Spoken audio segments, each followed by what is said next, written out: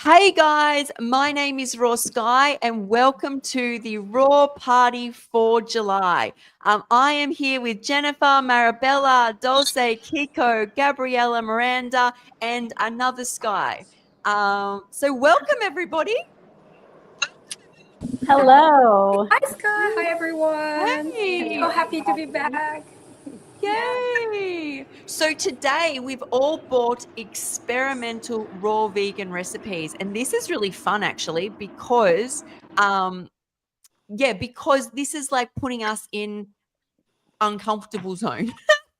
So we're making something that's like a little different, that's not like too predictable. So what I'm going to do is get each person to come up and share what they've bought. But also, if you've been to these parties before, anyone who's new to the party will introduce and tell a little bit of their story, how they found raw foods. People like Marabella, myself, Dulce, Kiko, we've all done that. So we will just share what we're eating. But today we have two new people who haven't been to the party before.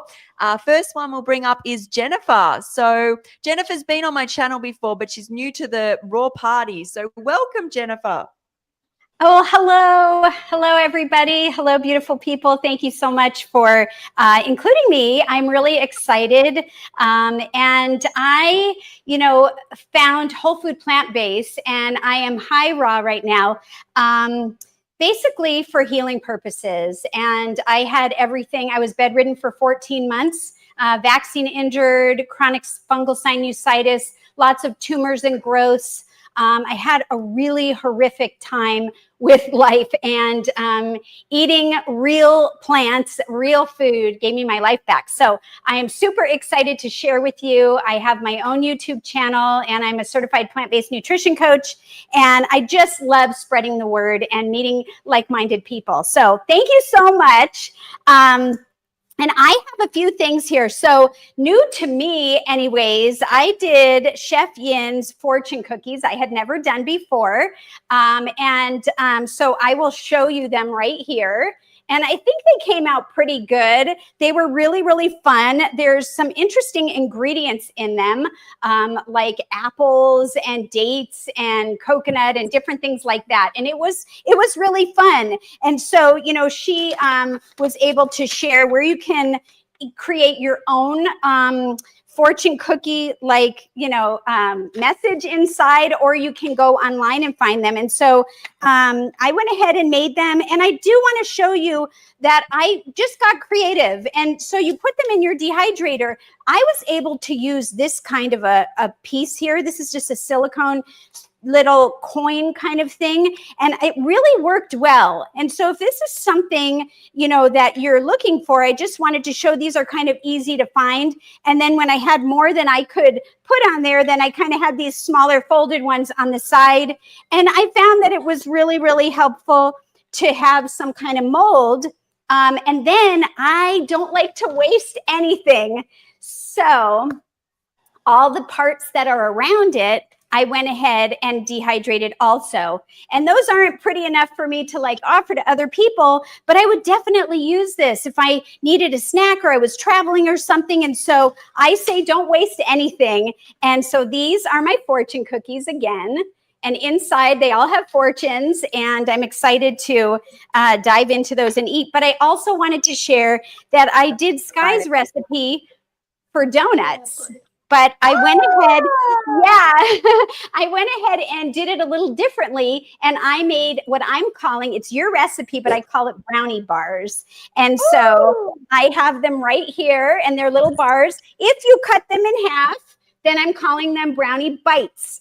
But it's really, really great. And what you can do is, I like to also take a piece of fruit, like maybe a fresh sliced strawberry, and put it on top, or a few different blueberries on top. And it's so delicious. And I'll just show you that I use these molds that I have. And that's kind of how I got the shape. And it's been really fun. So thank you so much for letting me share. And any questions, I'm available to chat, of course.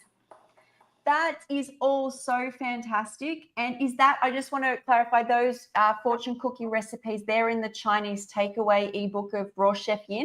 Is that right? Yes, yes. I met a lot of you through some of the bundles. And so that was one in the bundle. And so I just, although maybe you guys have tried it, I hadn't yet. And so for me, it was really kind of outside of my comfort. But it was exciting and fun. And yes, that's where I got it. Yay! And those donuts / bars look amazing as well. Thanks so much, Jennifer. Yeah, thank you. They were fun. The recipe is amazing, amazing. So I love it. And I mean, I have all of these extra. Hang on, let me bring it back up. Sorry. Oh, yes. Do you know what I gave when I made my chocolate donut recipe? I will put that in the comments below for you guys, but because it's just one of my free recipes. I gave some to my mum. My mum couldn't stop eating them, and I had them in the fridge. They only lasted a couple of days. Yeah, but do you know what? If you, because I made a batch, then I made a double batch, then I made another batch. But now I think that I will freeze some of these because now we're starting to slow down. And same with the frosting, you can freeze it. So it's been really, really fun. And I've gotten some great feedback from my family. And I've even brought them to a raw potluck in my local area. And everyone loves them. So thank you so much. Yay. I love hearing that. Thank you for the feedback. And thank you so much for sharing. And I want to say we've got some people there. Creative Heart is like my right hand in lives. She helps moderate so much. So thanks for joining us. 21st Century Homestead. We've got Rachel and Michael, and I'm sure there's other people there. So thank you so much for joining. And now we're going to bring Gabriella up, who's new to the party, who, if you didn't know, Gabriella and I connected when I just went to Cairns, and we made pizzas on YouTube. So welcome, Gabriella. Let me just take you off. You're on mute. You'll have to take yourself off mute. Oh, you're on mute. I can't hear you. You just have to take yourself. There you are. Can you hear me now? Yes. Hello, everyone. I'm not used to so much talking to camera live. That's okay. Just so a bit please about forgive me. And I think the hardest thing as well, as I didn't prepare myself to be introducing myself too.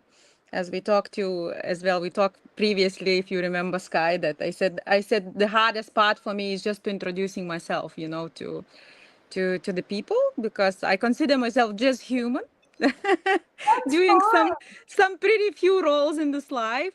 So I'm a naturopath for the past like 12 years, been working with people. So, and I'm more concentrating into the health, doing health through the detox and fasting mechanism. And of course, the raw diet has been part of my protocols, that's for sure, for myself and for my clients, because this is the easiest way, you know, to go into fasting and to go out of the fasting. Yeah. So a little bit to lighten up, you know, get out of the usuals, you know, what you eat daily, what people eat daily. And I encourage them, you know, actually to have whole foods and fresh foods and berries and fruits and vegetables in raw state as possible and incorporate in their daily life. You know, I'm not expecting everyone to be straight away raw vegans or straight away, you know, going into detoxing or straight away going into fasting.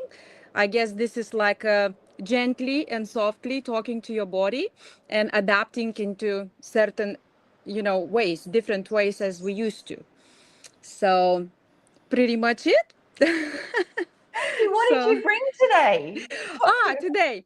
Okay, so I love cooking and I love exploring all sorts of foods, and I love doing, definitely I love doing raw foods, and I've done few of it, and was playing with breads and sandwich breads and stuff, but never got around to it, you know, like a loaf of bread.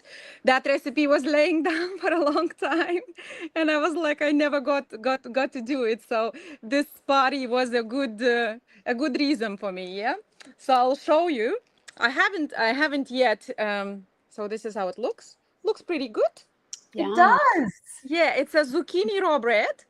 It's still soft. I haven't yet cut it down, but I hope it will work. So even if it will not gonna work, so I'll try to just cut down and just dehydrate a little bit further, you know. So this is my plan. But this is how it came after 15 hours of dehydrating. Amazing. Loaf And of raw zucchini bread. it looks amazing. And just where did you get the recipe from?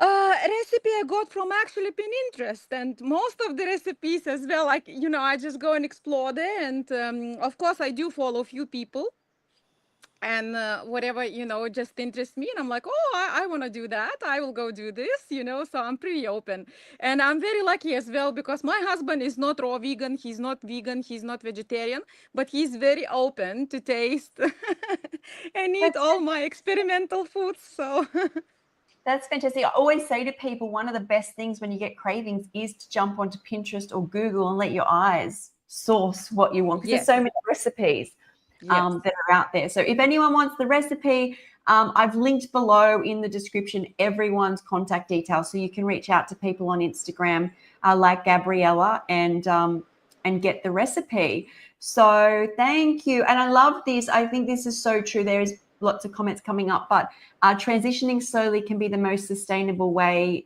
forward to fully raw. And as a health coach, raw coach, I've seen that. So it's, you know, doing some raw is better than, you know, sabotaging yourself. So exactly. yeah. Okay. So Marabella, let's bring you up. Let me see if I can get the right button here. Yeah, I was going to make a raw vegan cheesecake, and then all of a sudden I didn't want that at all. Like, it didn't sound good. So I made these, I can show you. Wow. They are coconut macaroons coated with cacao. And so I usually have cacao every day, and I gave myself a little bit of a break. And then I decided I wanted cacao as like a little, not a frosting, but like to have the macaroons dipped in them. So they were really quick and easy, and I was craving coconut. And so they just hit the spot today.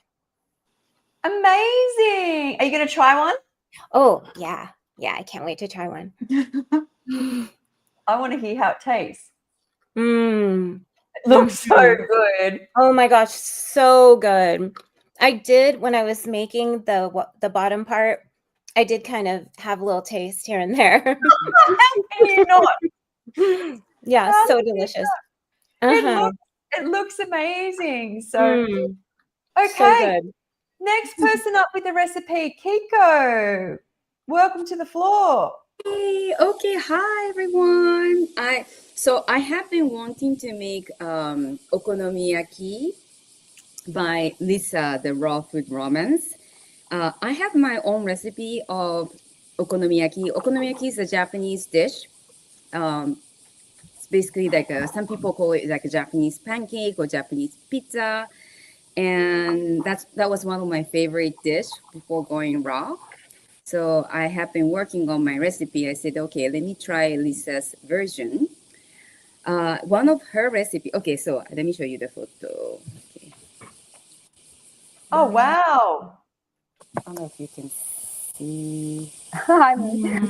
I'll share. Okay, so this is the pancake, and I like trying with a different kind of sauce. So I have marinated mushrooms, pickles, red cabbage, and this is green scallion from my garden, onion, marinated onion, different kind of marination, and this is shiso. I make ume, the Japanese plum, every year, and we add shiso, the Japanese basil. So I would eat it with the pancake. So yeah, there you go. Yum. Are you going to try it? Yeah, Or I'm you gonna tell you, eating? but actually, okay, I have something else. Oh, we're You still know- going. Yes, okay. So you guys know natto? Yes. Natto I is made do. of. I know natto. That's great. Oh my God. Yeah, it stinks, but for some reason, my husband started to love natto. He used to hate it, but I guess he's liking more and more Japanese stuff, and it's excellent for your gut microbacteria. And when you buy natto, it comes with like a plastic, and I don't like that. So I started making my own. This is my third try. It came out really well. You're And amazing. this is from my garden. It's loquat leaves. I have a huge tree, and it smells really, really good. Like, I don't know, like kind of like it's not grilled, but like kind of like smoke. And I haven't tasted it yet, but I don't know if So you can. are they going to froth? Are they going to like the ones that I see the girls on there? I can see it like that. The Yeah. girls on TikTok add like mustard and soy sauce and then like froth it up, all the bacteria. Yeah, so I would mix. I like mixing it with like pickles. So I make like small tiny pickle. Yeah, and then I Wow. mix it with soy sauce or different kind of flavor. I don't particularly like natto flavor, but I know that it's excellent for your gut microbacteria. So yeah, I'm really, really pleased that I can make it by myself, so that I don't have to waste that plastic thing and other sauce that comes with it. So that's what I brought. Give me some time to eat my pancake. Maybe I can share when you go around with people. Do you mean that you share the natto? Is that what you're saying? I can taste both of them, but I don't like to be in front of camera. Oh yeah. That's fine. Hang on, I'll let me come move back. you on the spot. Unlike me, who's always eating in front of a camera. So yeah, there is some really interesting. I love that we're from different cultures and like watching all those beautiful fermented foods you're having with your food. Looks amazing there, Kiko. Okay, Miranda, I'm trying to bring some comments up as we go. Let me bring up Miranda. Oh, no, we don't that. Here we go. There we go. Welcome, Miranda. Hello, everyone. Thank you for having me, Sky, as always. So I did something very majorly different out of my comfort zone. I made a raw vegan pizza. Wow. So different from what I normally would make. I haven't had pizza in a while. So I did a flax crust, which, as you can see, it's really good the way that it came out. I did like flax seeds with carrot pulp, water, and a bunch of different spices. And it turned out real good. Put it in the dehydrator for like 6 hours or something. And then I did a sauce with just like soaked sun-dried tomatoes and spices, blended that up. Then I did a raw like cashew cheese with some nutritional yeast and onion, turmeric, garlic, and some like chili powder. And then I did grated zucchini, heirloom tomato from my garden, zucchini from my garden, green pepper from my garden, and portobello mushrooms topped with fresh rosemary and basil. That looks insane and it sounds so good. It smells really good. I haven't tried it, but it smells. Is this the first time you've made a pizza? A raw vegan pizza. Yes, I used to make a lot of different pizzas, but ever since going gluten-free, I never really found a good cooked, like gluten-free crust, but this is definitely something I would do again. Like it, I haven't tasted it yet, but I tasted it like a little bit. I did like a little test one. Yeah. So it was good. So yeah. Did you say flax and carrots and what else? It was literally just flax seeds, like ground flax with warm water. You mix that up. And then I did like salt and garlic, fresh minced garlic actually. And I juiced some carrots this morning and then I left the pulp and I mixed that together and made like a dough, and it really does really well as a dough. And then you just put that on the dehydrator for 6 or 7 hours. And then I put it in a little bit longer, but I didn't want to really cook this or like dehydrate this a lot, only for like an hour or something. And it turned out really, really good. I should make a recipe. You Yeah. should. I just whipped it up. Like, I was looking up a bunch of different things of like, what are the best things that are like raw vegan that you can make a pizza crust out of? And one of it was the flax, or like hemp hearts or pumpkin seeds or something like that. But I have a big thing of flax, ground flax I put in smoothies. So I'm like, oh, I have this and I have carrots, so I do that. And I use carrots a lot to like make juice and stuff. So I try to make I made like carrot cake cookies before, and I did like carrot tuna when we made the Asian party. I did carrot. So I've been experimenting a lot with that. So I thought it would have been a good like, cuz you can kind of mold it into something. So the flax is like jelly. It gets kind of, I don't know, you can manipulate it quite easily. So it worked out You well. I'm so happy that you made that pizza.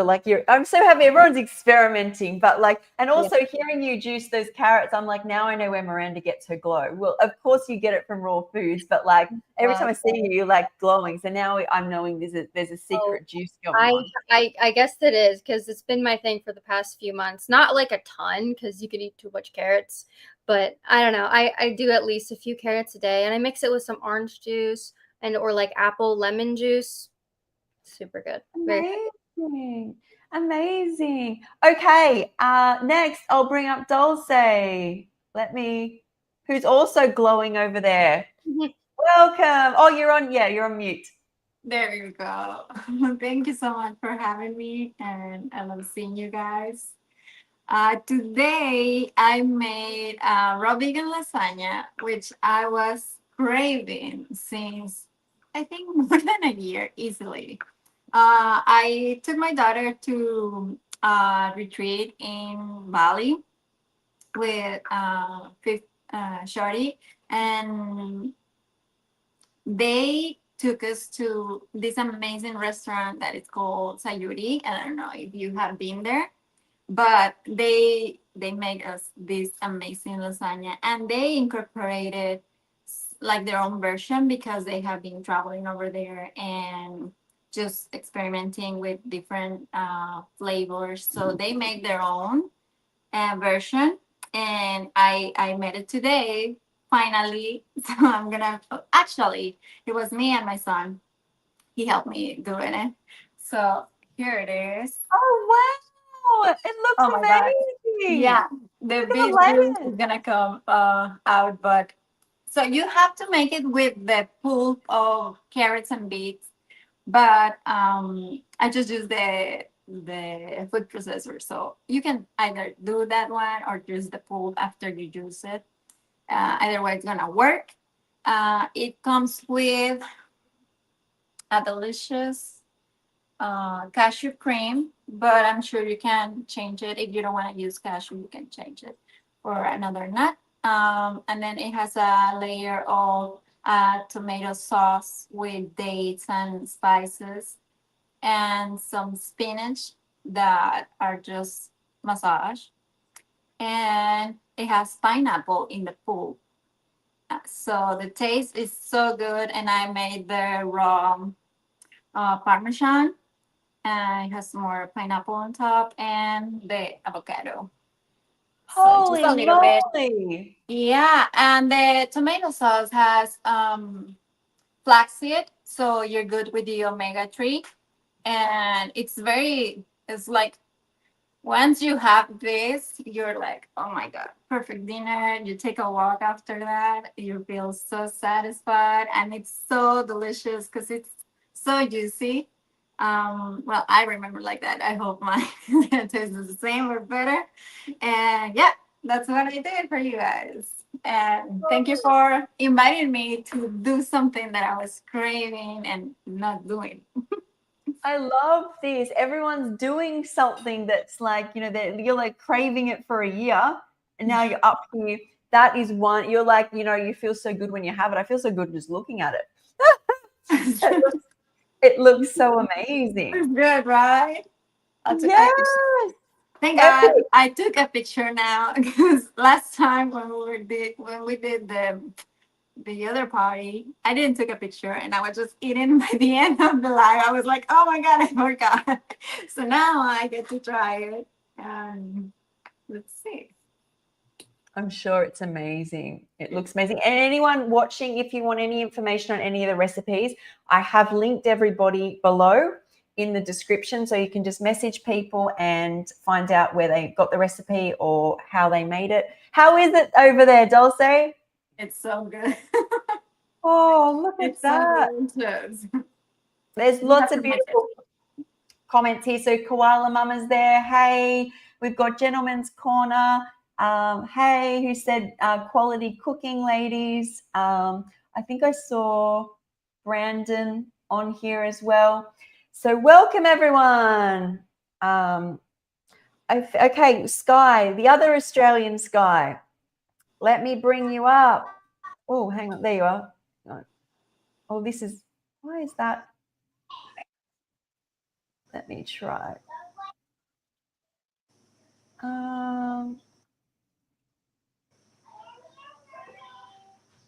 Sorry, I have to bring this off for a second and then bring you up, and I'll put the comments back there. Welcome, guys. Hi.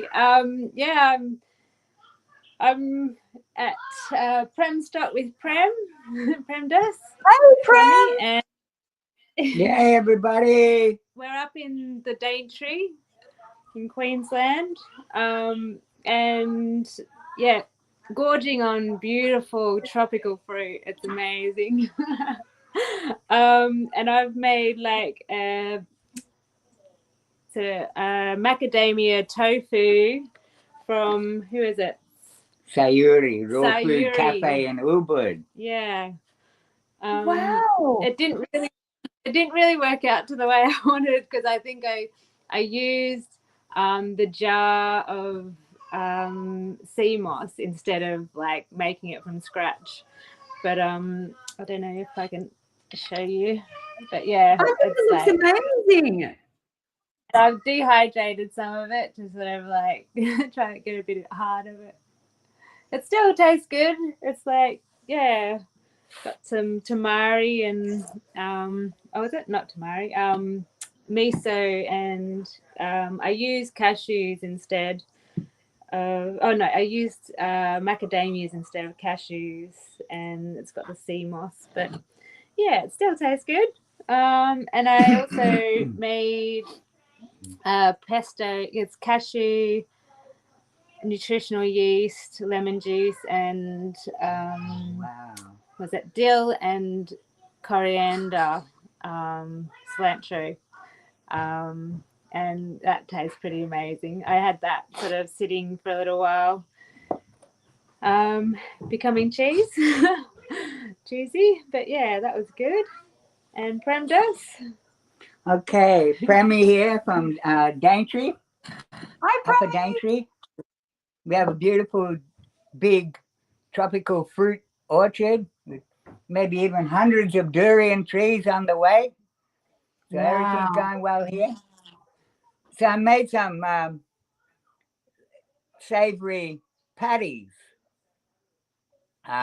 First, I call them savory sambal patties. Sambal meaning chili, of course. And first of all, I'll read how I did it. I scraped some fresh, mature coconuts, about 1.5 medium to small coconuts. Soaked cashews and cumin seeds overnight to activate them. Then I blended them up. I crushed in a big mortar and pestle some chili, ginger, wild herbs, and onion. And the wild herbs were sawtooth coriander, Tulsi basil, and sweet basil. So I crush them right up in the, like I said, the mortar and pestle, and then with a splash of tamari, and then I mix it all in a bowl, so it was just one homogeneous mix, and then I made them into patties to dehydrate in the dehydrator. But you know, like a lot of the dehydrating systems, they have a flat surface underneath, and I find that it's too moist still underneath when it's dehydrating. So I get the patties and just drop them into some fresh scraped coconut, and they line the bottom, and then I can just put them on the tray and the air can get through it and dehydrate it down. And it dehydrated for about 20 hours or so, and so they're a little soft in the center, which is still good. yeah, which is still good. They're very spicy and very yummy. Yeah, Oh That's my about it. God. That's it. they're Yeah, so good. yeah. Do you want to have one? Yeah, come on. They look Yum. amazing. Oh, so great. Yeah. They're very light, you know. It's amazing how light they are and how wonderful they are.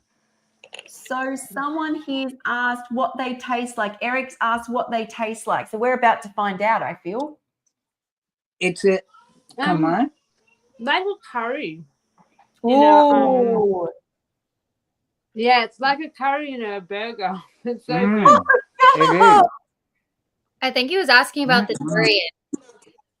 Oh, the durian. So Durian. there's a Wow. lot of durian comments here because I'm obsessed with durian. But Yeah, let we me have many durian trees. This year, 5 trees fruited for the first time. And we got about 20 durians. What have we been feasting on? We've been feasting on Rollinia. Rollinia. Every day we're picking the fresh Rollinia. That's the golden custard Is it apple. Rollinia? Tropical. Doesn't Rollinia kind of look like durian, or am I mistaken? Oh, sort of, a little bit, but the skin is soft, whereas the durian's just a hard, thorny thing. More very similar to like the custard apple, but it's yellow. It's like golden. Yeah. Hang on, I'm just And then Googling. it's got like And I should add too, we welcome people to come and stay with us all year round.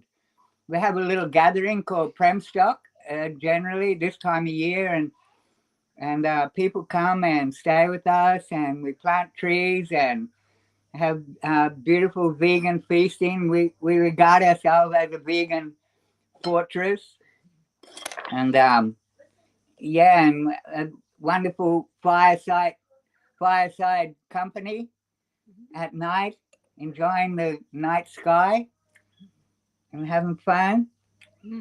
Yeah. I love that. I would love to come and stay. Have you got the durian trees that have grown? Or are they're not in season at the moment, are they? They're not in season, but if we did move the camera, we could show there's some giant ones just out the back here. Oh, thank you. Everyone would, I'm sure, would love to see that. Like that's a big durian tree. Wow. And this one here, yeah. that's a durian tree. Yeah, I'll stand next to it. then Yeah, you can yeah. see how big it is. How amazing. There's a few Wow, Australians hey. here. Oh, wow. Look at that. Yes. and that's a big ice cream bean tree, and marang and ankala. Meringue, yeah. Yeah, it's special. Wow. Yes, and look, it's Sky, isn't she special? She is She's special. great. She's amazing. I've hung out with Sky. Sky's amazing. Sky and Sky. Yeah. Sky's the Sky, limit. well, yeah. Unlimited. We are. So also a couple of people have brought up the Tulsi. I have no idea what that is. So they've said a lot. Creative Heart and Koala Mama said that they've had it as tea. The Tulsi basil is it's more of a perennial basil.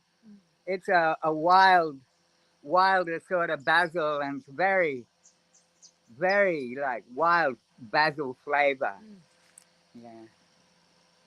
Interesting. What I will do is after this this party, I will get more of the details of your place up there, and if anyone wants to go up there, and I'm even interested, so I will get some information. And Yes, and that's wonderful.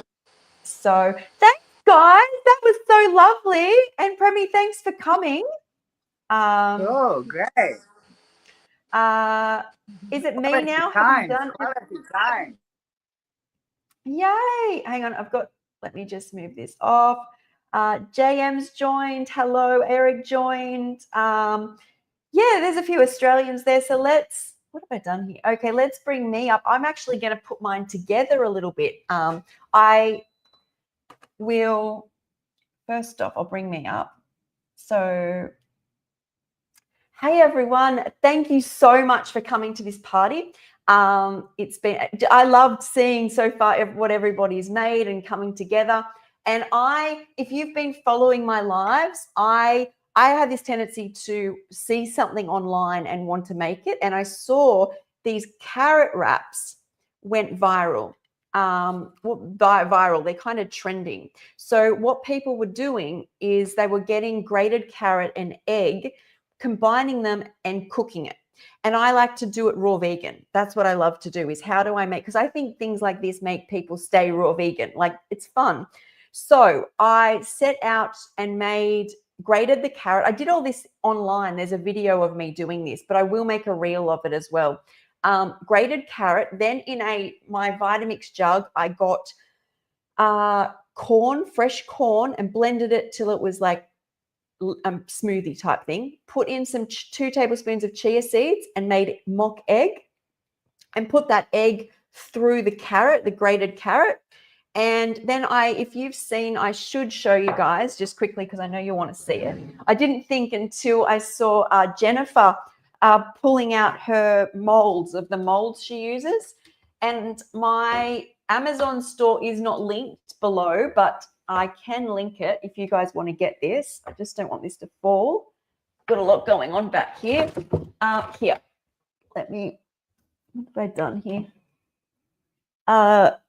I got this. I tend not to buy too many molds. I try not to because I've got a small place and I just don't want to be overtaken by molds, because I am getting a few. I've got donut molds and I've got like nacho making molds, but this has become really handy.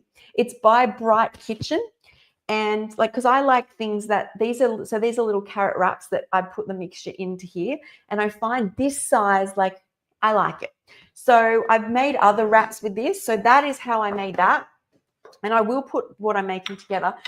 Then I had this calling, because we're doing experiments. I wanted to do like kelp noodles, and I did a recipe called Barbie pasta, but this is a bit different. When I do my lives at night, some people kept bringing up tahini. There isn't tahini in this. I will make a reel of this recipe. I filmed it all.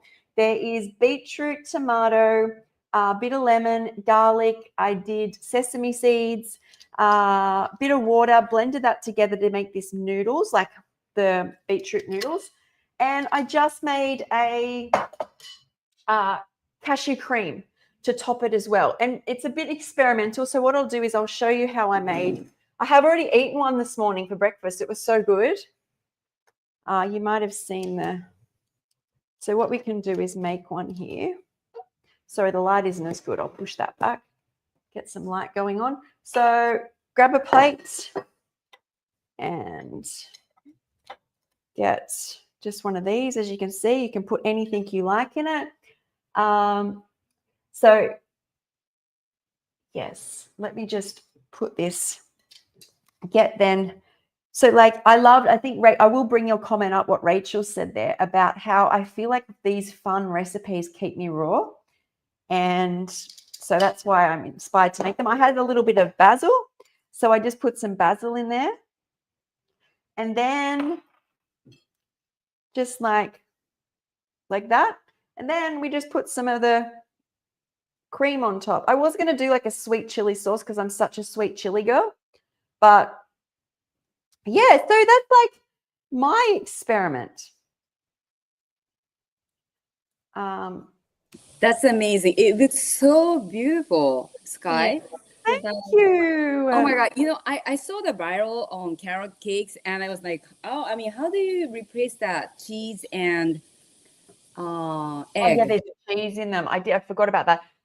Yeah, I was more, so I feel like I spent a lot of time when I became a raw vegan, when I would think of a food, like, of course you want breads and you want all sorts of things, there were foods which for me mimicked those, like in my fridge. And I feel like I've evolved with that. Like for me, if I ever need egg, chia and water is a good start. If I'm ever craving breads, I make them now. But when I wasn't having anything besides fresh food, I would be like, what is starchy? So zucchini and carrot are starchy. So if I wanted bread, I'd go and have something like that.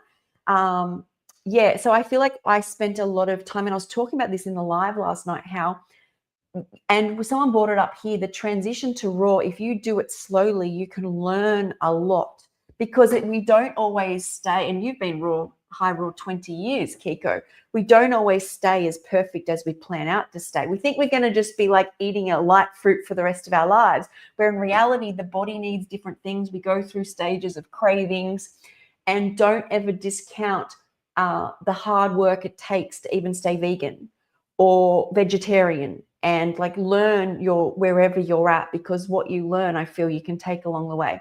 But anyway, I'm going on here. I did want to try this, or I'll try this. Actually, when I bit into this may be my favorite recipe of all time. Either that or I'm really hungry. I don't know the flavors, because it's really quite sweet, because the carrot, the corn, the beetroot. Oh, there is a little bit of maple syrup and salt in the kelp noodles. So.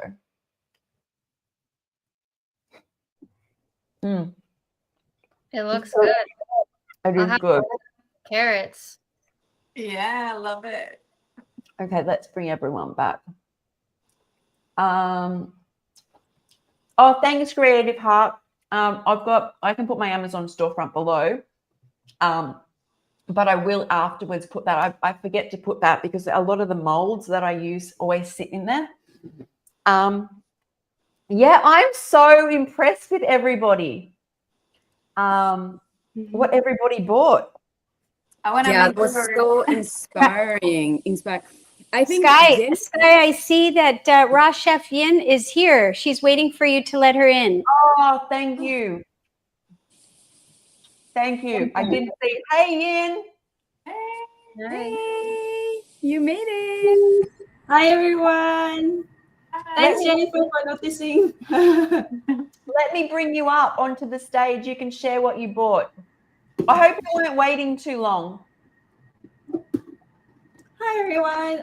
So I'm Raw Chef Yin, raw vegan chef based in Kuala Lumpur, Malaysia. I'm high raw. I've been vegan since 2016.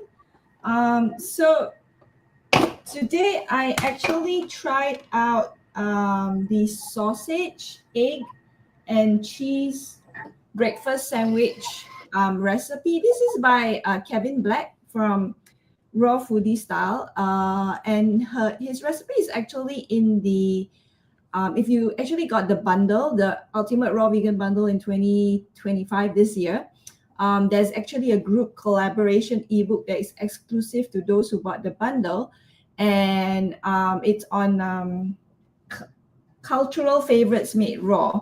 And I saw this recipe, way back in May, and I wanted to make it, or maybe even in April. I wanted to make it, but I never did. So I'm glad that Sky is doing this party, which pushed me and nudged me in the direction to make it. So it's a couple of components. I'll just show you. He has the muffins. So it's actually made with jicama and onions and spices. I really like the texture and the taste of how it turned out. And then there is the sausage patties. Yeah. And then he also has the egg portion as well. It's the egg. Mine didn't turn out very yellow. His one's is very yellow. I don't know. Yeah, maybe my turmeric's not yellow enough. And then the cheese. My cheese portion, I think I put too much sun-dried tomatoes in it because I was trying to halve the recipe and I forgot to halve the sun-dried tomato. So the color doesn't it doesn't look like a cheese color. But yeah, so I'm gonna assemble it now. And let me see. So he says yeah, add 2 portions of the egg to the bottom portion of your muffin. So okay, this will be my muffin. And then I'm gonna put in the egg. 1. Yeah, so he said don't make the egg too smooth because you want it to be scrambled. So 2. And then next add 1 slice of cheese followed by 1 sausage patty. I mean, I would actually put the eggs in between, but anyway, we'll follow him. So this is my cheese on top. And then we have the sausage. And then we have, yeah.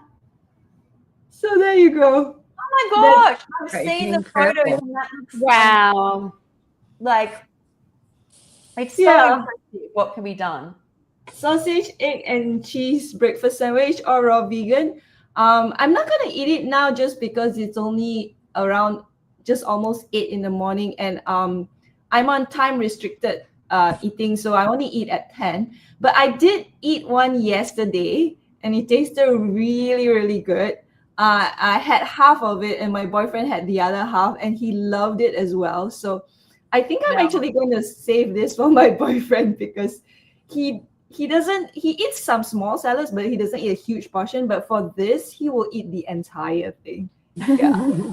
I love that. And see, Oh my once God. again, I bring this up. People who eat raw foods and high raw foods who are partners sorry, I've turned the comments off. Let me bring them back. Don't necessarily eat the exact same way. Like you might have a salad and he has a sausage McMuffin, muffin.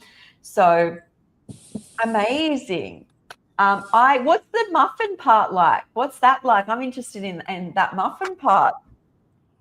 I really like it because it's very soft and light compared to some of the breads I've made because he uses jicama and some buckwheat.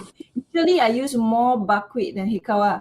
I usually, for my breads, I usually use zucchini and buckwheat, but he actually uses jicama. So I thought jicama lends a bit of sweetness to it and also makes it very light. There's some psyllium as well, but yeah, it's a good.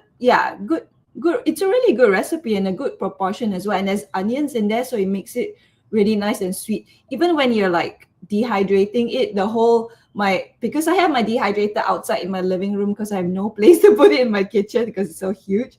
So my whole living room smells so good. I was like, wow, it smells really good with the muffin. Yeah. So, yeah. How nice. I love all of this. Yes. And so there's comments here, some eggplant bacon on it would be nice. It sure would. Oh, yeah.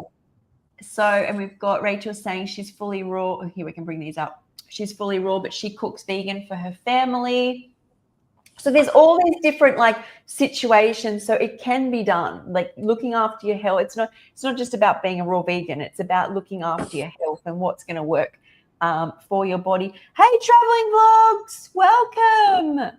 So I'm still in a bit of shock, to be honest. Like I know we do these parties. In fact, I'm really excited and I'm hoping we can bring the next party forward. So it will be in about 2 weeks' time, because it will be 1 year that I've been doing these parties on my birthday. So we started this on my birthday as a pizza party a year ago, and it went so well that we just kept meeting up monthly. But I would love next month and we can think about even everyone who's watching us today can bring up some ideas of what we do. Sky, when's your birthday? It's the 13th of August. Mine's August 10th. Oh, So it's twins.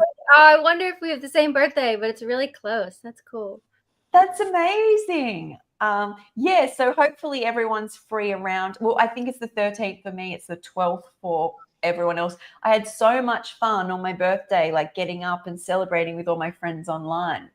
Well, that's a great idea because on my birthday I always wonder what do I do. There's no restaurant that I want to eat out. And yeah, we can do it online. Mine is November. Can we do it online too? We can. Well, what we can do people's. We can do it each month if that works for people. For me, it's a little. But we can do. We can meet up on your birthday as well, Kiko. I'm always up for a party. Yay! Yeah. It's like party. I'm there. Oh, Creative Heartless Sisters, the 17th of August. So we've got all these August people. So that would be a really cool idea that each month, whoever's birthdays it is when we have the party, that there's a focus there and we celebrate everyone. Is there anyone's birthday this month? Is there any July babies? No? Gentlemen's Corners, November. Chef Yan, I have a question. How long did it take for you to prepare all of that? It looks like a time-consuming preparation. Yeah, so what I did was I broke it up into the two different. I did it across 2 days, and I did it much earlier because I was out on Sunday and I was out on Tuesday. So I think on Saturday I made the I'm trying to remember.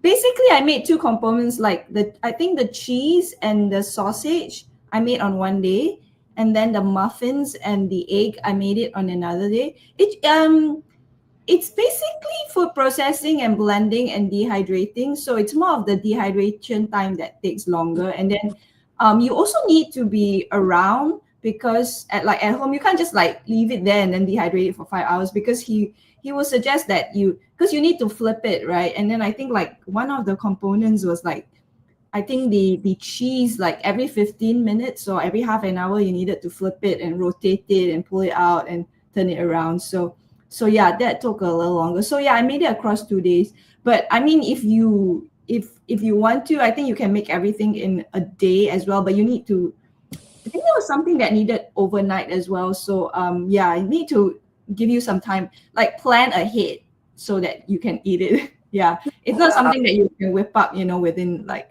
30 minutes or something like that. But yeah, it was really fun to make it. So I've seen Kevin's post quite a few times, but I don't think I've seen anyone else making it. So it's so nice that you made it, and it is quite, it's a dedication.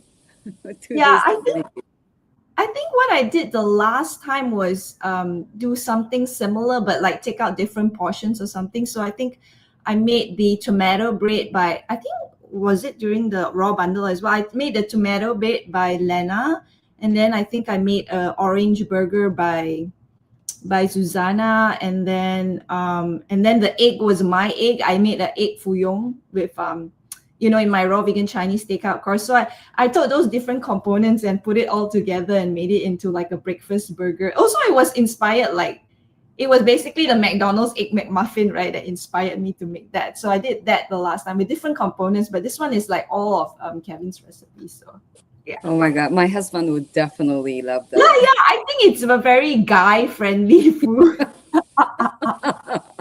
This is the kind of things that you feed like, like non-raw vegan guys who do that. Yeah, it's very guy-friendly. Yeah, I think so. I love it. I think also what I always miss, because a lot of people bring up like that takes so long, blah, blah, blah. Yes, but my hobby is creating. Like you're actually talking about that the only focus some people have is, and I get it, if you've had a long day of work and your only goal that night is not to create, it's to eat, that's different. But like when we do, it's the same as when people have a dinner party, right? Is you do the dinner party and you put in more effort. We're no different. We're not eating bacon and egg McMuffins or sausage muffins every day. We're eating like whatever normal people are eating. Their meal might take 40 minutes with a lot of pans. We're usually doing salads. This is what I usually do, but like maybe once a week I will go and make something, but I love the process. Like I love my time being in that process. And if you don't, then that recipe is not for you. And that's why I do a lot of recipes. This is only 3 ingredients. A lot of my recipes are just a couple. We're quick, but then it's fun as well, like spending time looking after yourself. Yeah, I think Jennifer also, I'm sorry, it took some time to prepare it, right? but it lasts. Those things that takes time to. I mean, when you make it in the dehydrator, it lasts for some time because Jennifer, you made it some time ago. Yeah, I did. So you weren't here, but this is your recipe, Chef Yin, for the fortune cookies. And yeah, and I actually made this before the last, get together got postponed. So I was sharing, they last, they hold up. These are really, so when you dehydrate something, especially if it's, I mean, not like it's super dry. There's moisture. I can move it, but it holds it. It's not like it can go bad or anything. And so it's been really great. And then I'll just, I already shared this, but all of the pieces around, when I carved it, I just dehydrated it. So I have my own little snack of weird shapes. Oh, nice. Yes. Because I don't like to waste anything. But yeah, it's definitely something you could do very much in advance, I believe. And it was a lot of fun to do it. Oh, thanks, Jennifer, for making my recipe. Can I ask, did you keep it in the fridge or you just kept it at room temperature in the airtight container? I kept it on the tray, and when I was using the dehydrator for other things, I just took it out. So I kept it at room temperature, and it's fine. And also, so I didn't refrigerate it, but because I felt like it didn't need it because it was very crisp and no super moisture was in it, and it's held up great. And then I was just sharing, not to be repetitive, but this mold I already had. So because I saw your mold, and I just kind of was able to pop it. I left it in the mold the whole time also. So yeah, it's been good. This was a lot of fun, and thank you. It's also the humidity, right? Because where you live, Jennifer, it's kind of dry. Yes, I'm in Arizona in the United States, and it is very dry and very hot right now here. It's the middle of summer, and I think we had a cooler day today at 110 degrees. And I'm not sure what that is in Celsius, but check it out. It's warm. So yeah, that probably helps. Good point, Kiko, because we don't have a lot of moisture here in the area in the desert. And so, I don't swell up, and neither does my food. So that's 43 degrees Celsius. So you basically live in a dehydrator. I do. You can call it Arizona, but I'm just going to call it a dehydrator. Yeah, we say we have two seasons. We have summer and hell because it's super, super hot, and it can get up to, I've been in up to 122 degrees. I don't know. That's just even hotter. But roughly it's like 115, 118 is considered like the hot summer months. But our winters are so nice. They're like a lot of people's summers. So, but now no moisture here.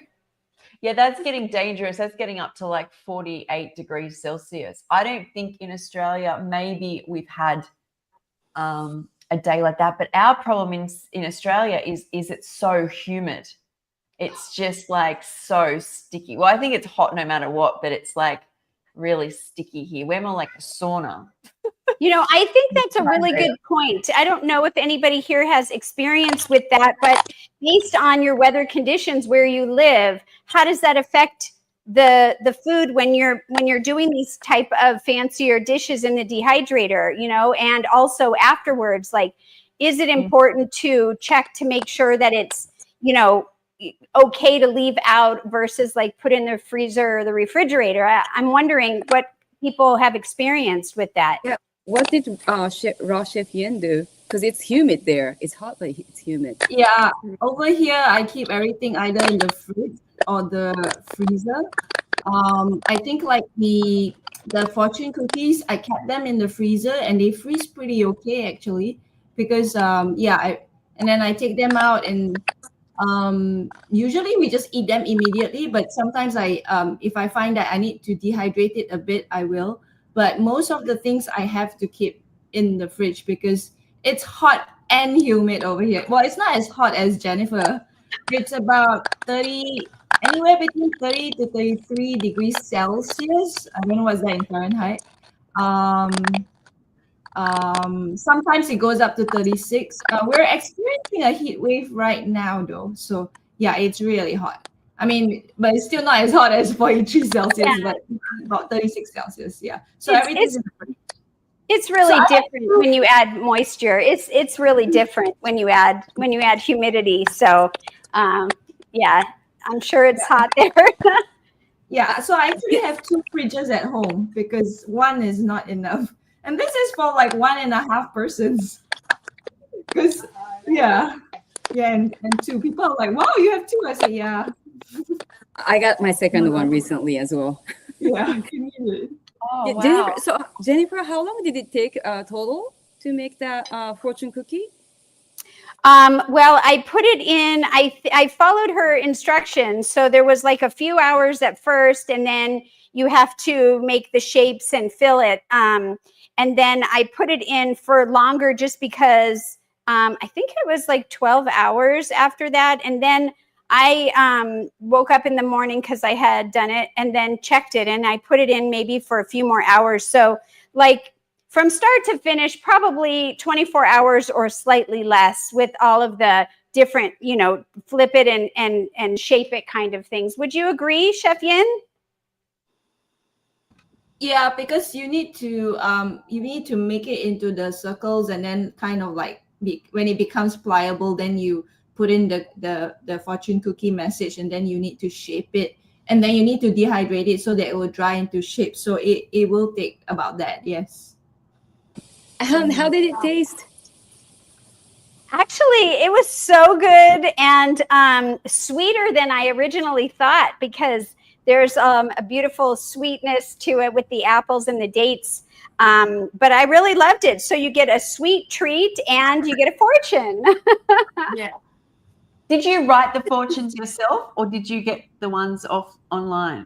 I thought about writing them myself, and I just didn't have the time. But I think that would actually be really fun, not only just for me to do it, but to involve family members, because I thought that would be fun as like a project. Or, I've got grandbabies. And so, anytime there's something we can do together, I think that that's fun. But I did end up finding a place where you can print it out, because Chef Yin shares that you can find some free stuff online. And so I found some that I thought were really fun, and I cut them up, and I didn't read them ahead of time. I read like one. So it's still going to be a surprise, even though, I didn't make them myself, but I think it's fun to do both ways. Oh my God, what a great recipe. Thanks, Jennifer, for sharing that and reminding us the great recipe, right? Yeah. Oh yeah, it's fun. And you've got the messages in the food, right? We all of us talk often about how the food is self-love, right? And infusing love into each bite is so beautiful. Also, on that topic of like storage of food and dehydration time of food, and my dehydrator sits underneath my air conditioning, and it just happens to be that way. And so I know that affects it. I know people reach out to me and say, your dehydration time said this long, and I did that and it was really dry.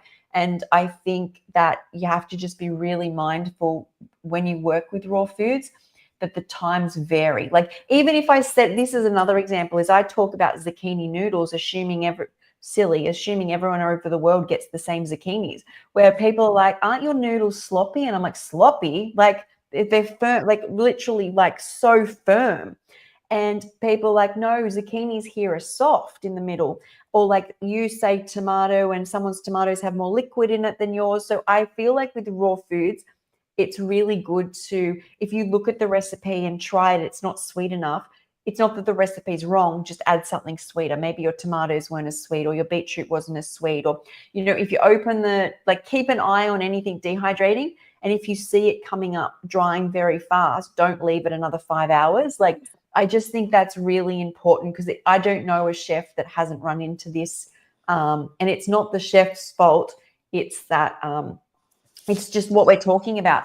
Different temperatures, dehydrators put in different places. The vegetables are not like, you say to someone, use a teaspoon of tamari. Around the world, you're getting pretty much the same. Small variations. But when you say use fresh food, and we're not talking about one or two things in a recipe, usually most of the recipe has a lot of fresher things in it. You find there's greater variation that adds up. So I think that's something to be mindful of. Yeah, and Sky, I just want to add to that depending on your dehydrator and where, like I have the Excalibur, it's the 9 drawer. I find that I have different temperatures where I place the trays. And so I tend to pull them out and rotate them in the middle, not just turning it, but also changing the shelving. And sometimes I think that helps make things more even, especially if I am using a lot of the shelves at once. Yeah. So true. When I open it, any dehydration, the back 2 wraps or the back patties or whatever are always drier than the front.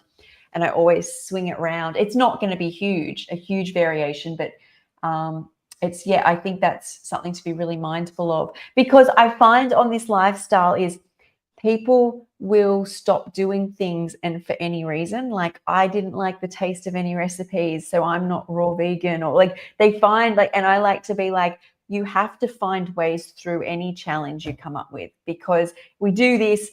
We just no matter, even if you cook, you have challenges. Anything you do, you can have challenges. So it's just it's about embracing and learning, and adding more onion powder if all else fails. There you go. There's a tip. Can I give you an update of the taste test? Yes. Yeah, go. Yes, absolutely. Okay, so I made 9 pancakes or okonomiyaki like this size. I made 9 and I have now 3 left. I actually finished 8 of them already. I'm so tempted to finish this because it was really good. But I need to leave it for my husband so that he gets to try it. If he gets really skinny, Kiko, I know you've been eating all the pancakes.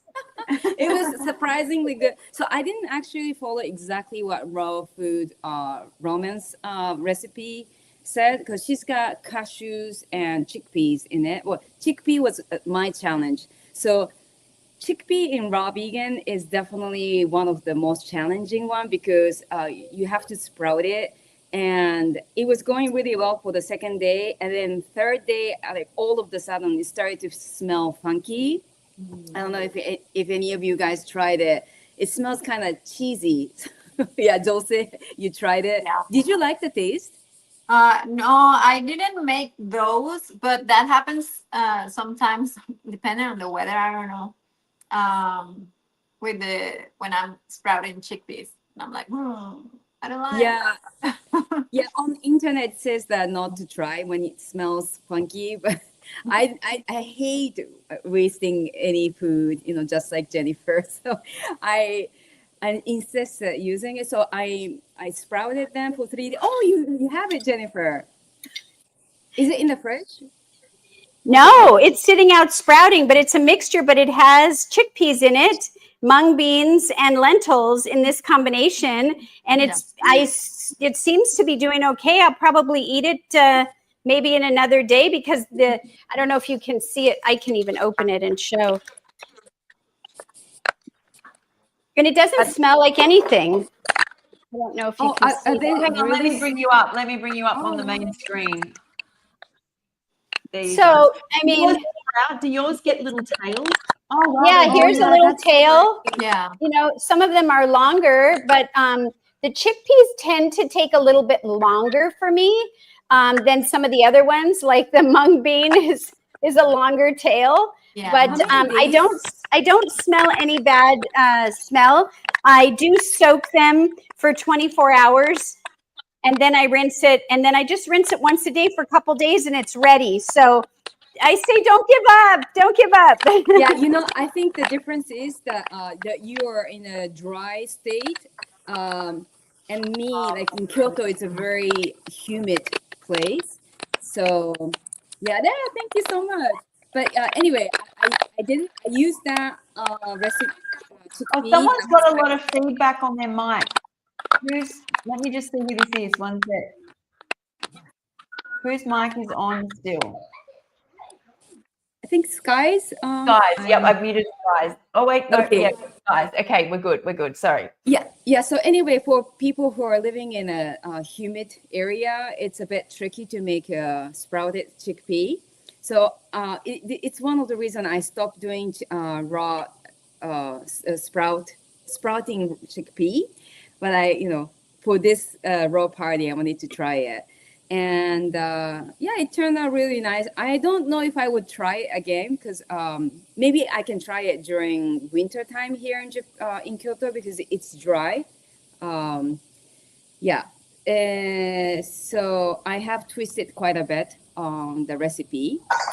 I am going to make it perfectionate my okonomiyaki recipe, and I will share it in maybe coming up recipe book. So that was really that sounds exciting. yeah. And then natto, I tasted it was good. I think it needed a little more fermentation, but yeah, it's good. So I'm very happy with what I made. Kiko, what if you didn't soak them as long and you rinsed it less often? I wonder if there's some variation that you could extend the water time or the rinse time, if maybe it would be successful for you year round. I don't know. Yeah, I think I've rinsed it quite a bit because I know that it's chickpea is a bit tricky. But overnight it's really hot here and humid at the same time. So the one night, like I think third night, when I woke up that third day morning, it was smelling funky. And when I put this pancake last night, it was smelling funky. And my husband first said, "Oh, what's that? It smells really good." And then like after a few minutes, he said, "Oh, it smells really funky." But it turned out really well. Kiko, can I let me share my experience with sprouting chickpeas as well. When I first started sprouting chickpeas, you're right, because of this weather, I think a lot of times I had my chickpeas, like turning really funky smelling, bad smelling. And I was also waiting for the tails to come out, sometimes like 3-4 days. But what happened was two things. I had a raw food chef friend in Singapore, and she said what she does was, I think it's because of the heat. So what she does was she put it in the crisper of her fridge to let it, like I think in the hotter time. So at night she leaves it outside to sprout, and then in the daytime she puts it in the crisper. So I tried doing that, so it was less funky smelling. But the other thing is, I just wanted to know whether you actually use Lisa's method of sprouting, because I found that when I followed her method instead, my chickpeas don't turn funky smelling. And also, she was saying that you don't need to wait for the tails to come out. So that's what I did. And I made the okonomiyaki as well. And it tasted really good. In fact, I felt that it tasted better before dehydrating when I started shaping it as the pancakes and batter and all that. It tasted really nice. My boyfriend had it as well, and he liked it a lot as well. So I think with Lisa's method, she soaks it, if I'm not mistaken, for 48 hours. And what I did was when I did the soaking, I soaked it in the fridge. I didn't put it outside to soak. So I follow exactly how many hours to soak, how many times to rinse, but I put it in the fridge. And then I think you only you soak it for 48 hours, and I think you sprout it for 24 hours. And then after that you rinse it, and then you're good. So you don't need to wait for the tails to come out. You can already see the chickpeas like kind of like growing and bursting, and like the sprout is about to come out, but it doesn't like come out like a huge long tail. and she says it's already good enough to use. So that's how I did it, and my that's how God. you prevent the funky smell. Yeah. Oh my God, what a great advice. Thank you so much. Yeah. Yeah, I think in the Make It Raw books, she actually has the exact Step by step, step by step on how to do it. If not, I also did Instagram live with Lisa on how to do the sprouting of the chickpeas. So you can also watch that as well. Try and look for the link to that, and then I'll send it to you so you can watch. She does a demonstration and she talks through it as well. So that might be helpful. That's fantastic. You know, I like I like using chickpea because it's filling, and you know, when this pancake is excellent for travel. So if I can add chickpea in it, like it can fill me up a whole day. So thank you. Oh my God, you just saved my day.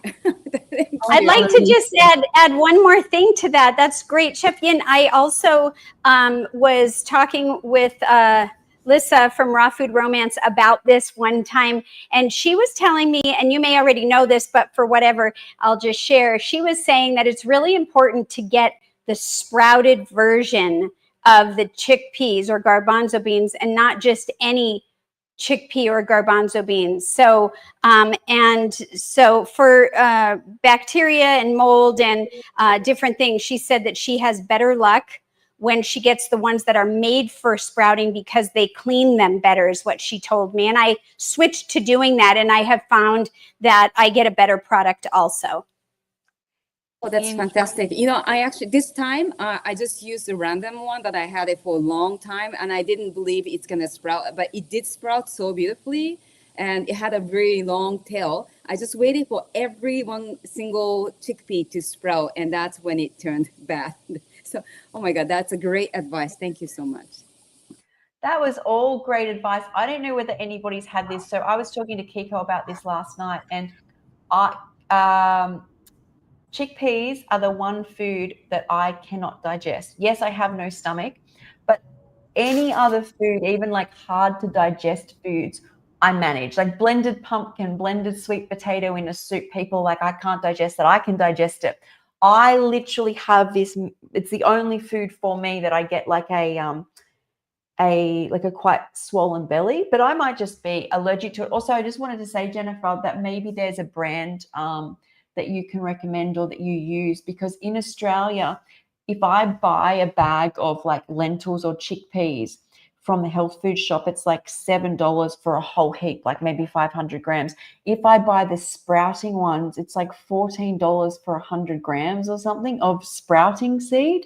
So maybe on Amazon, there's some seeds that are, I assume it's because I'm in a health food shop and they're like these tiny little packets of sprouted seeds. And I used to buy those. And people say sprouting's cheap. And I'm like, holy moly, this is really expensive. Then I realized I could buy the big bags of like I love lentils and I sprout them all the time. And the big bags are so cheap. You get so many, it's literally like if you could live off that, I think you should live off variety, but there's all the amino acids are in that. Sorry, Jennifer, go. I think do you? No, that's okay. Yeah, I can share a link with ones that I've used that have worked if you want afterwards, and you could post it if you want because I'm not recalling it right now. But yeah, and then you can see if there's something that you could get in your country, where maybe it would be similar to. But yeah, that's a thing, the pricing and what's available. It's always kind of can be tricky sometimes. Yeah. So, but that's the only one. So that's why I'm really interested in this, that maybe there is if they're going to sprout a bit more because they're cleaned a bit more, that could definitely be why. But yeah, that's with the chickpeas so far has been that food that I've struggled with. But there's so many different sprouts and everyone's got different guts. So right. So Rochelle, you were saying that the best place to go first is first go on sushi book in Lisa's book or somewhere else. Sorry, the Sprout. It's in her make. You know the ebook that she did with Chef AJ. Make it raw. I make it raw. Mhm. Yeah, I think it's in. I've seen it in Make It Raw 4, Make It Raw 3. It might be in the Make It Raw 2 and 1 book as well. Yeah. Okay, yeah, that was in raw. The chana masala, or she does something which has got chickpeas in it, and she always Yeah. gives an explanation. Oh, As to yeah. how you great. I will look into Exactly. this. Thank you. Yeah. So and much knowledge. Yeah, Yeah. it's on the chana masala recipe. The other thing is, I think because I'm in Malaysia, so we don't have so much options to get like sproutable seeds and beans. There's only one brand here in Malaysia that I find that has seeds and beans and legumes that are sproutable. Like they put there, yeah, raw and ready to sprout. But they don't, I think under the chickpeas, they don't offer that. So I just basically just get, so for a long time, I used like the organic chickpeas and I sprouted them. But then Lisa also told me there's the smaller ones as well, which are like known as the Indian chickpeas or the black chickpeas. And she says those sprout more easily. So I tried those. I just got that like from, it was just like some generic, I think it wasn't even a brand. I think it was like the in-store brand kind of thing. So there's no label, there's no brand. It was just the in-house brand of that supermarket. So I sprouted those. So those are the smaller ones. And those actually had a lot of sprouts coming out. I wanted to show you guys, but it's frozen and I don't think you can really see it. Like, I don't know whether, let me see if I can get the Reddish block out. But It's yeah, like these are the, it's a frozen block. You can see this. Oh my God, it sprouted so well. Yeah. Do they Yeah, soften a lot in the freezer? I haven't done the freezer hack of freezing Yeah. them. Because actually you should portion them out and freeze them. So now I have like this. Don't do as I did. Do as This I happens to me say. all the time. Yeah, but Don't do this. yeah, look. Oh, so I cute. dropped this onto my computer. But they've been sprouting really nicely. Yeah. they Is this sprout really called well. black chickpea? That's what she said. Yeah. In the store when I got it, they put their black chickpeas. Lisa also said you can call it like look for like the Indian chickpeas. I think you can get it most probably in the Asian stores, I think. Oh, think that's super really cool. And is there like taste difference?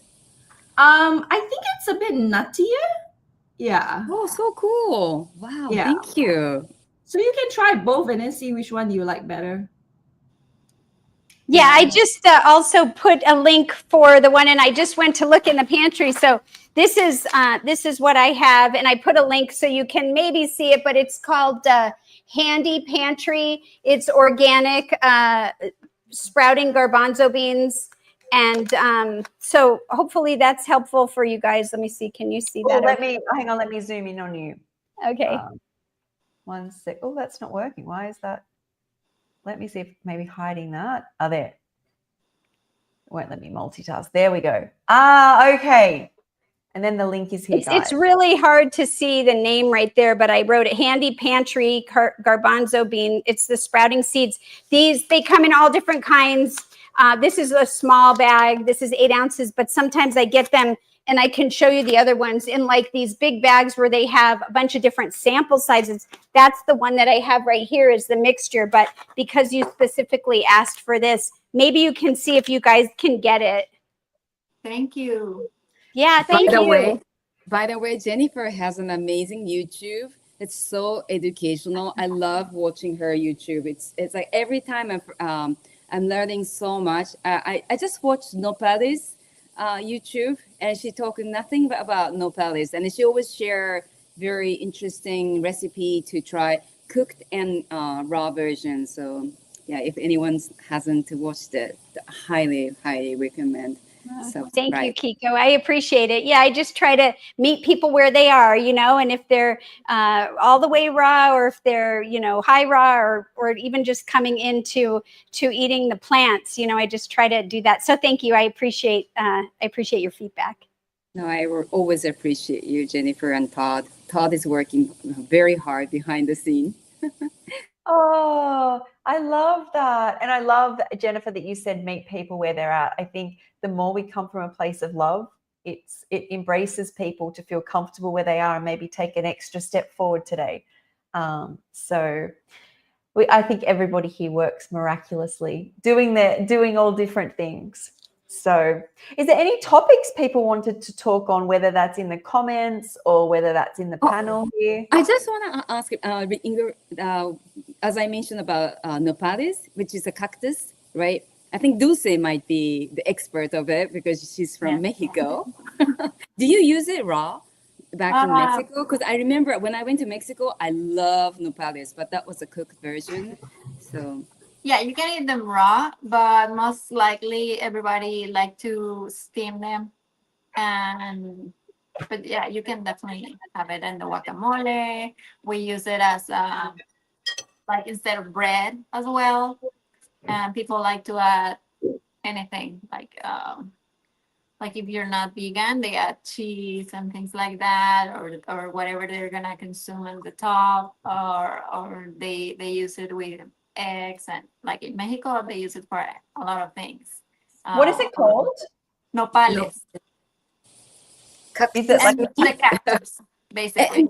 yeah, I had it tasted so good. I was like immediately hooked when I first ate it, but not until I watched Jennifer's YouTube channel. It's so nutritious. I had no idea.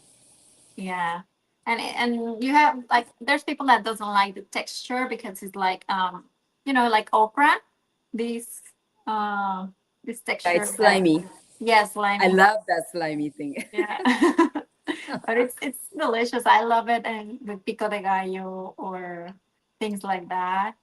I don't know. I have to check Jennifer's YouTube. Yeah, she goes into so much detail. It's so good. So here's the cactus here. Is this right? Yes. Yes. Oh my gosh, I have one too. I'll show you. So the tunas, you can eat it as the fruit, but the nopales is the cactus, and of course you can eat it too. And Oh my just God, you have to remove all the spiky. I nearly died by a prickly pear.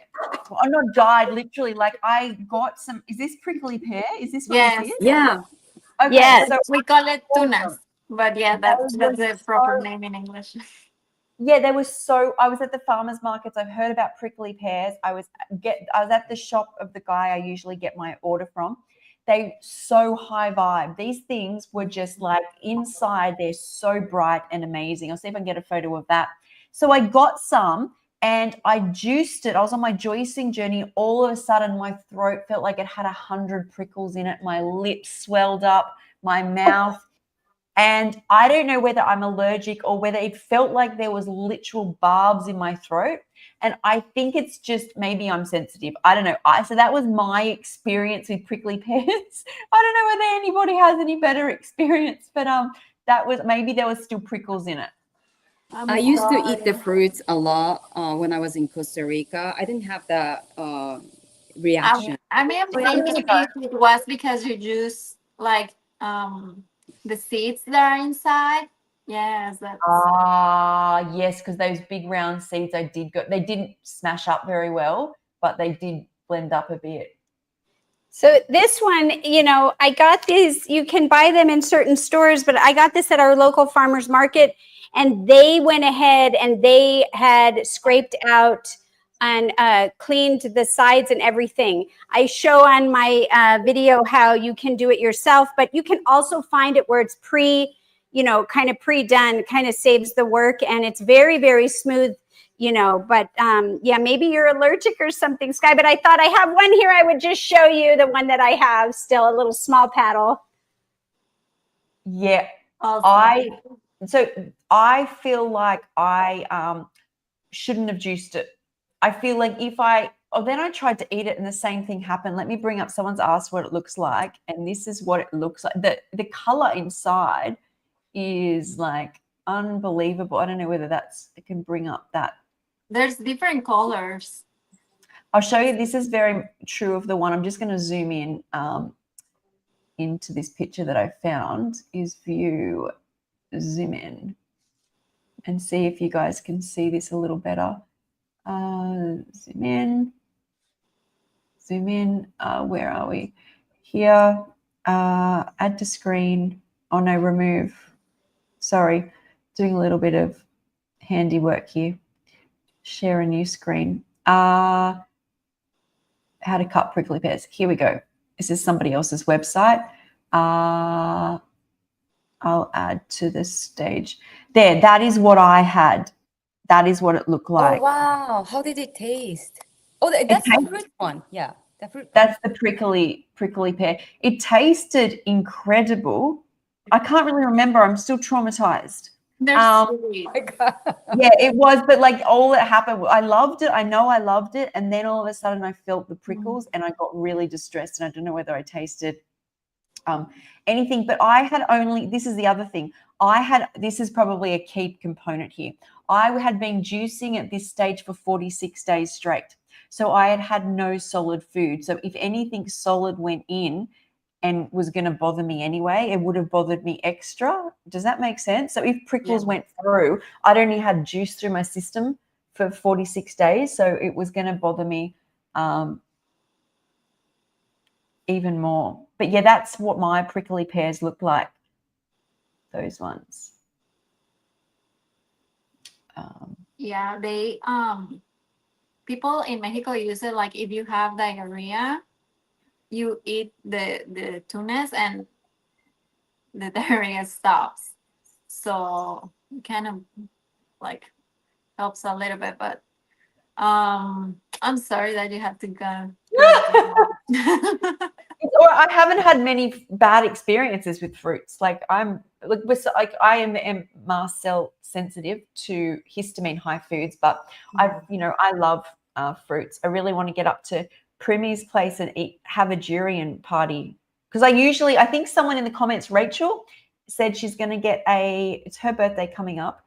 And I think it's her birthday coming up, or she's had a birthday. I think someone's birthday's coming up and they're going to get durian. I do that every year. If you live in Australia, it's hard. It's definitely not like Premier and Sky's Daintree rainforest durians, but Woolworths sell durians. They're not even from Australia. Sadly, I think they've been imported from Thailand, but I get one of those and I usually celebrate. No, it's not dragon fruit. It looks like dragon fruit. It's definitely not dragon fruit. But I think dragon fruit is a cactus type fruit. So it is similar, but it's not dragon fruit. Yeah, no, it's so different, and the seeds are so big. Like it's hard to chew. To chew it. I don't think it's a good idea. You can hurt your teeth. But I think it was Miranda's birthday coming, the 10th. Oh yeah, no, there was someone in the comments who randomly said that they're getting a durian, and I was like, I do that too. I could go back up and have a look. And happy birthday for 2 weeks ago, Rachel. Happy birthday. Yeah, happy birthday. That's awesome. I'm just scrolling back up. But while I'm scrolling back up, I can't believe how fast the time goes. I did want us to start thinking about what we would want for the next party. I think this was an amazing one because everyone, I think everyone watching was enjoying it lots, but also I learned so much and we all went out of our comfort zone. Yeah. And we decided to do the birthday party. So it is the birthday party. We could do birthday treats or desserts. We could. Oh yeah. So how about we prepare birthday gift for Sky and Miranda? So thinking about both of you, we prepare something. And then we'll watch you eat. When's your birthday is the same as me, Sky, isn't it? Like a day apart? Yeah. We're got the same initials. We got the same initials. Amazing. And we're both named Sky. We've got the same SMC initials. Is that right? Yeah. Yeah, it's same middle name initials and everything. And then we're a day apart. That's so cool. That's great. Okay, so birthday gifts for double Sky and Miranda. Yeah. Yeah, so you get to eat the gift, right? So whatever you make, you get to eat. Yeah, that's cool. best part of it. So we've got Miranda Also- and Sky's a birthday month. Yeah. Yeah, so creative Also, heart. the durian season here is, I've been told, is like February, I think, around February. Well, that's when Kiko, we were planning for you to come out. So maybe we can go up and have up to the Daintree then. Oh my God, that's so exciting. Yeah, Queensland's only like the Daintree's a bit further, but we could still do it. But Like only 2 hours. Yeah, it's not that. Dulce's, you're going. Bye. Yeah, thank you guys. See ya. We'll see you soon. Love you. Love you. Bye. Thank you. I'm going to have to bow out as well. I want to say thank you so much. This has been so wonderful. I've really enjoyed meeting everyone and learning and seeing my friends as well. You guys take care. Don't forget to eat your greens and give plants a chance. Thank you so much. Thank you. It was nice to Bye-bye. meet you. Bye. Nice to meet you too. Bye-bye. I have to run too, so it was really nice meeting you. And I really enjoyed and learned a lot today. Looking forward again sometime soon. And and just wanted to tell you, if you will go to Daintree, don't forget to pass by Cairns, because this is will. only one way. Yes. We want to Yes. do retreats up that way as well. So I'll be down be there definitely. sooner. It was really, really nice meeting you guys. So nice to meet you. Your bread is Bye. amazing. So I would love your recipe. Oh, thank you. I just cut that while you were talking. So yeah, it wow, really let me bring really you up. looks and Let me and bring you up. Hang on. There you go.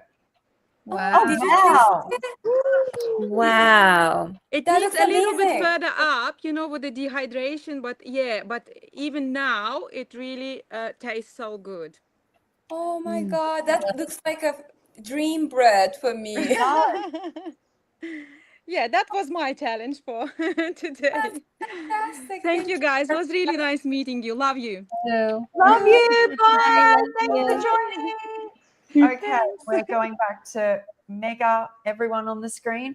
So we're going to just do birthday theme, like birthday Hey. cake and treats and whatever that is for each person, which would be, it can look, that can be different. So Rachel, she said like classic birthday treats done raw and healthy. So, I like that because that pushes us. But Exactly. also someone said here, shrimp, crabs, mussels. I actually did I think you're talking raw vegan. Well, hopefully you're talking raw vegan. I did the seafood in my dinners ebook where I made I got oyster mushrooms and I got a bottle top, just like this. So you cut them and it ends up like a scallop shape. And then I got a bottle top and popped the middle out of the scallop shaped oyster mushrooms and made little calamari rings. And then the little bits that I pulled out of here became the scallop, and I marinated those and topped them on a salad with a pesto dressing. And it was like, the texture was like so good. So it's like we should do like a seafood one where we where we recreate. Someone else I know has done. I think you can do stringy crab. Actually, there was a novelty. This is actually a good idea. So when I go to restaurants, not so much now, but I always, when I first went raw, would try and keep my brain active, whether I was taking photos of people, because I'm having a salad and people on Father's Day are having like 5 or 6 courses and alcohol. And so I'd keep myself busy. And what my brother-in-law used to do is go through the menu and say, how would you make this raw? How would you make this raw? And one of them I remember was crab. And I was like, I'd get this and that. And you could probably use hearts of palm if that's a food that you allow yourself to eat, would be like a good imitation crab. But there's a fun thing to do if you ever end up at a restaurant and you need to keep your mind active, is go through the menu and start thinking about how you could make it. I've done this actually. Oh, yeah? I look at stuff and like, well, this is not something I'd have here, but if I would recreate this at home, here's how I would do it. like just thinking in my head or just talking to people about it. Yeah, and Just I positive. it's like because when you eat raw foods, you have more energy available. So you're very present, but you're present in a situation where all of a sudden it can turn negative. Like a lot of people have like struggle. And so I just did a reel on what I did. And that was, I remember when I first went raw, I ordered a lot of drinks of like water with lemon, a juice, a tea, if you can have it, if you can have kombucha, because you keep your hands busy. I don't do this anymore. This is like when I first went raw, because I'd stopped drinking and smoking and vaping, and I was in social situations where people are drinking and leaving and vaping and smoking. And so I found keeping my hands really busy. I found vlogging, like as in like I would be the photographer of the day. And then the other was I'd come home and do self-care. So I'd come home, make my favorite recipe because I still had energy. Everyone's zonked out from the 10 courses they've eaten. I'm like, woohoo, let's go. I've had a salad and some fruit. But then I would come home and still be hungry. Obviously, the restaurant wasn't going to make a big enough salad. And then I'd light a candle, have a hot shower, put my favorite loungewear on, put my favorite music on. Plus, I'd get up the next day when everyone was hungover and take a class of like Pilates so there are a few tips for people. I do the self-care thing like still, but I'm not as reactive in social situations anymore because I'm used to it. So Same here. Same here. I prepare a lot like ahead of time. If I'm going out somewhere I know I don't have a lot of options, I normally either like just eat ahead of time and have room enough for like a snack or a salad or fruit, or I bring my own like dressing and I put that on a salad. Like you just make it work because I just want to be like, if a social situation, I just want to be with the people that I'm with. It's not like, oh, I just go there just to like eat the food or to get drunk or like to do a lot. It's not about anything like that. It's just about, like you said, like being present with the people you're with. yes. And Rachel, I think it was Rachel, said there's two comments I want to bring up of Rachel's, but she said something which rings so true when I was talking about people finding their way out of what they're doing. And I think she said something along the lines of, if people aren't ready, they'll always find a way to tap out. Like, I can't do it because of social situations. I can't do it because I have kids. I can't do it. And you have to, and this is why I love sharing everyone's journey, because there's no right way to cope in a social situation. I don't know what you're going through, but you use the tools you have available. So I'd rather share 20 people's experiences, and maybe there's a few different tools which someone can use and can't use the rest. But it's really like you have to find a way to make it work. That's your job. When you get on a health journey, your job every day is to find that way for you that makes it work. I can't find the comment, but it was off the back of saying that people stop doing the diet because of such and such. But I also wanted to say before we talk about that more is this. I love this. So Australian. So I'm imagining this is for our theme next month. So we have I don't know if you guys call them different things. In Australia, it's hot dogs, sadly, party pies and fairy bread. What is party pies and fairy bread? I know what hot dogs are. Okay, yes. So hot dogs, party pies are like little baby pies. So we do mini sausage rolls and mini pies. This is I grew up and there'd be mini, always straight out of the freezer, mini sausage rolls and party pies at every kid's party, and then bread with hundreds and thousands on it, which is called fairy bread. I think of you. What is hundreds and thousands? Sprinkles. And someone goes, why do Australians call them hundreds of thousands? And we're like, we're so obvious. We're like, because there's hundreds and thousands of them. So I grew up and I never knew. We didn't say sprinkles. Sprinkles were the longer ones growing up in Australia. The longer sprinkle. And then the hundreds and thousands are the little dot ones, the more common. So yeah, it's like a different world over here. We just see it and say it. I feel that's Australian. We see hundreds of thousands and we call it that. We're very rock melon. You guys call cantaloupe rock melon. Oh yeah, and also Yeah, see, we see a rock and we're like, it's a rock melon. There's no thinking past that. There's no the great ancient Aztecs or the great Aboriginal. No, we just see it and say it. We're like, Party pies is kind of like cupcakes. We would always have cupcakes, like mini oh cakes. no, they're meat. Sorry, there's meat in them. So you know how you can get the pie? Do you have pie? You have pies? Well, pies. I was picturing like actual mini like blueberry pies. But do you mean Oh, like see, in Australia, we don't say pies like that. Pies in our heads in Australia are meat pies and sausage rolls. Do you say sausage rolls? I don't know. We call the little pies pot pies here. Like chicken pot pie. Like that's Pot what we call pies, yeah. Yeah, pot pie. Okay, we don't Yeah. say pot pie. We don't get to the pot. We just we are Australian. We don't go that fancy. So at every convenience store in Australia, if you want hot food, I think in the last 10 years they've added ramen cups. You can add hot water, but what is in every convenience shop is sausage rolls, which are a meat stick with pastry. I think you call them, some people call them piggy in a blanket. Is that? pigs in a blanket? Yeah. So we call them sausage rolls, and then pies, like at every convenience shop, which is like this pastry. And then in the pastry is just, I can't even say it's mincemeat. It has a very particular texture. Mincemeat to you guys is sweet, so I'm confusing you even more. It's like bolognese meat that's got gravy. You get, this is, sorry, it's making me Make feel that all vegan. so basically, look, I should have brought up photos. I will. You guys talk, and I will just bring up some photos. Meat pie. No. No, you won't see any of that. Trust me. Even if I could bring up vegan, you wouldn't be able to tell the difference because they do it. So this is it. It's in a package. So it's like every mum had this in their freezer, and they pull it out growing up. That's what a party is in Australia. Oh, this is a good example. Yeah.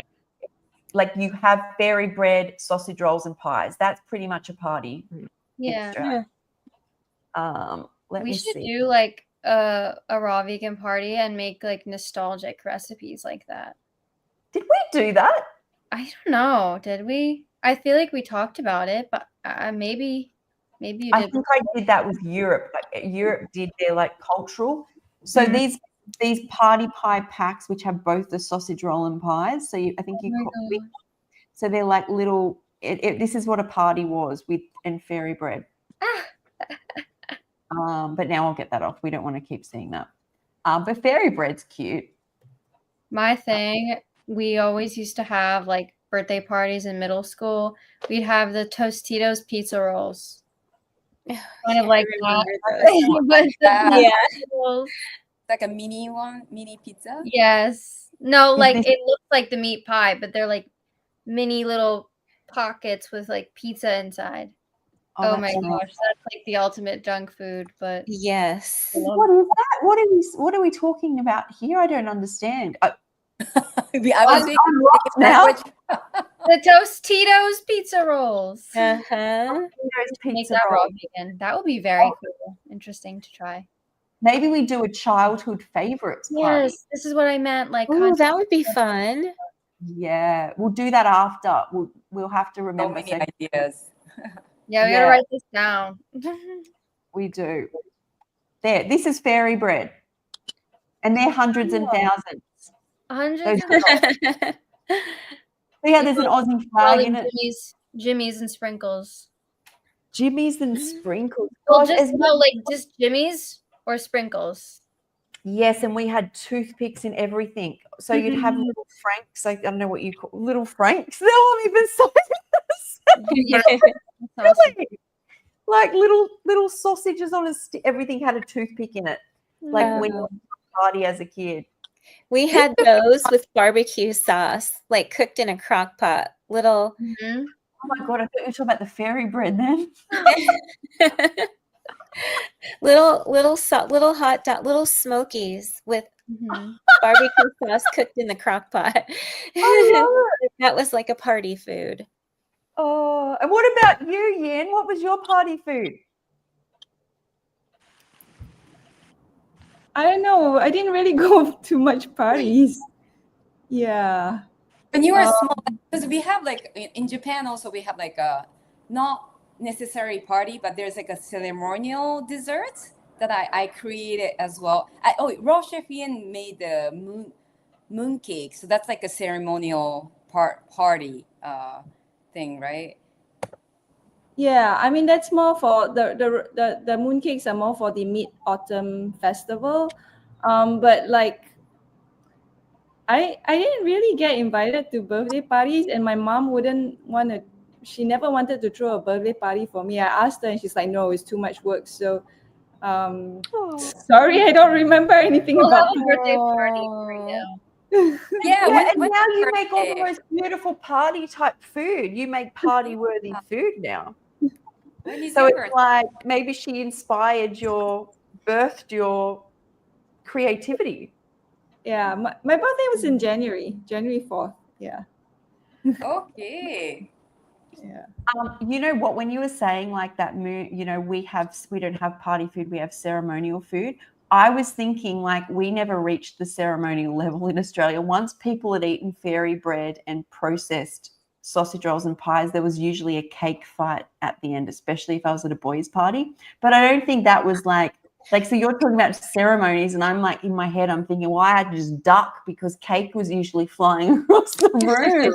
Like I'm like, sounds very civilized. It was in Australia, it was like not civilized. Mm-hmm. Did you have birthday cakes? In America, we always have a birthday cake. Mm-hmm. Yes, we had the ice Always. cream cake. Did you, Sky? Did you have that ice cream? And Rachel, the ice cream cake you'd also get at McDonald's? Yeah, once I had a McDonald's party, but I was in country Victoria, so it was mainly all home cooked stuff. Oh, well, that's good. Yeah. It was like we would go to McDonald's maybe once every 3 months because it was like a trip to the basically town. So it was like an outing. Yeah, we like made to Wodonga.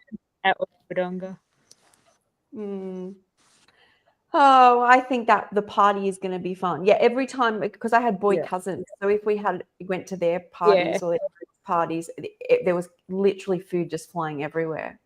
But it was like it was a new food.